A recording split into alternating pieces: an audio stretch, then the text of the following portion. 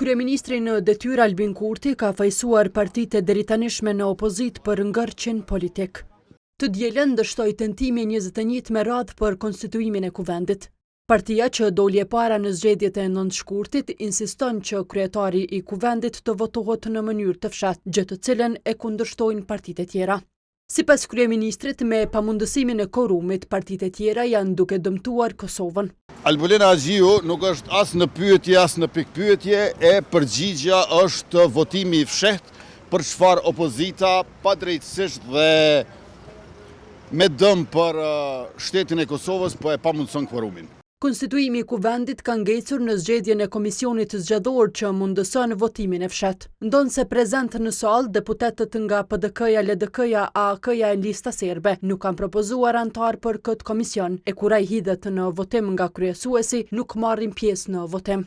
Lëvizja vetëvendosje ka 48 deputet, por edhe me përkrahjen e 8 deputetëve nga komunitetet jo shumicë, kjo parti nuk i ka numrat e mjaftueshëm për të zgjedhur kryetarin e kuvendit.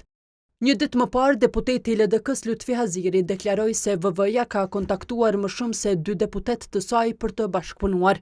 Por të hënën, kryetari i kësaj partie, Lumir Abdigjiku, nuk është përgjigjur në pyetjet e kohës për të ndarë më shumë hollësi. Nëse janë kontaktuar nga vetëvendosja, janë pyetur edhe 10 deputet të tjerë të LDK-s, por vetëm 2 prej tyre janë përgjigjur duke mohuar se janë deputetët që LDK-ja tha se janë kontaktuar nga vetëvendosja. Deputeti Fadel Hadërgjona i tha se qëndron prapa qëndrimit të LDK-s. Personalisht s'kom pas. Sa kom pa, unë nuk kom pa kandidat pavarur atë që ka arrit dikush të fitoj mandat si pavarur.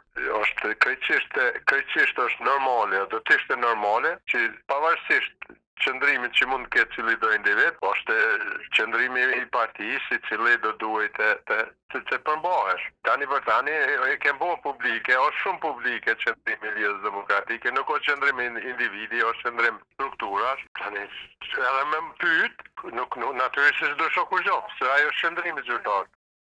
Njëjtë deklaroi edhe deputeti Krenar Xhaferi. Nuk jam kontaktuar nga vetëvendosja për asnjë çështje. Kam bindje të ndryshme nga ta dhe u qëndroj besnike qëndrimeve të LDK-s. Çështja e votimit të fshehtë është dërguar në gjykatën kushtetuese nga partitë që në legjislaturën e kaluar ishin në opozit. Të martën, me fillim nga ora 11, mbahet vazhdimi 22 i seancës konstituive të kuvendit.